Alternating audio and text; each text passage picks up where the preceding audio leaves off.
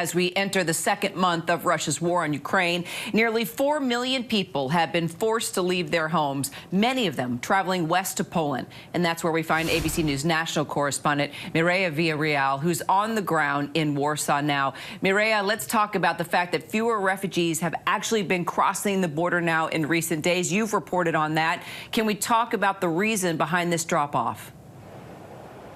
I mean, first and foremost, it's probably the amount of time we have been going through all of this. I mean, we are 30-plus days into this war right now, and so we expected to see a drop-off after the first few weeks. But there is still a steady flow, especially at the checkpoint that we saw, between 1,000 and 2,000 refugees still coming across every day. But I would say a lot of this is just attributed to the time frame that we're looking at, and also the fact that people believe right now there is a lull in this situation, which allows them to stay home. Stay around their families, stay around their homes and their businesses. So there is a sense of feeling secure for now, but obviously a lot of that hinges on what's happening in these talks and these conversations going on between the two countries.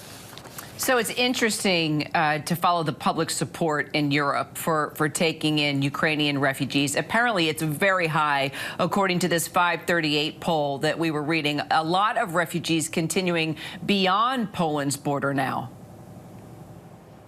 That's absolutely right. We've seen a number of refugees go to surrounding countries in this area. Obviously, we have Poland, Moldova, which is a very small country just to the southwest of Ukraine. We also know Romania has taken a lot of refugees in, Germany as well, and the Czech Republic even. And so obviously a lot of what we're seeing is the refugees that are leaving the Poland area is because they have families in those countries that they feel comfortable and safe with staying with them in that area.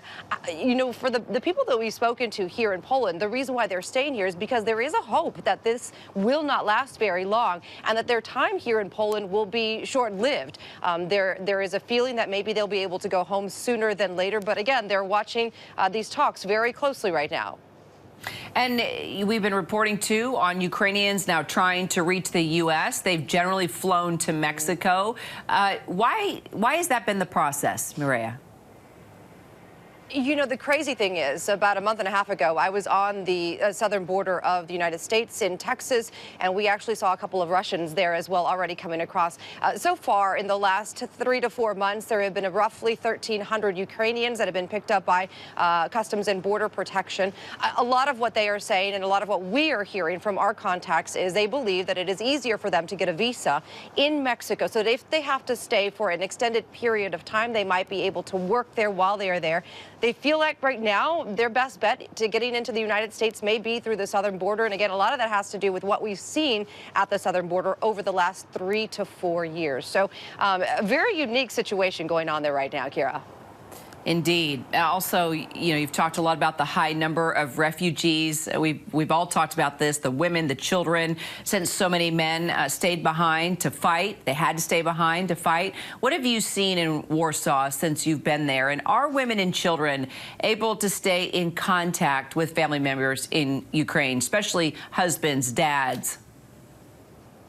It does seem like the families that we have spoken to have been able to keep in close contact with their family members that have stayed or needed to stay in Ukraine for whatever reason. I just spoke with a little boy a little bit ago.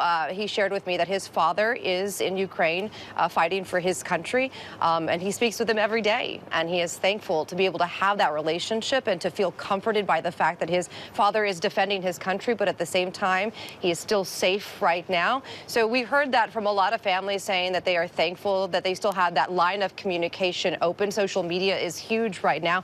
It's a way for families to continue to support their loved ones, husbands, brothers, cousins, uncles, whatever you might have in the country, but also for a way for the rest of the world to really see what's going on in Ukraine, as well as the surrounding countries that have been supportive of the refugees.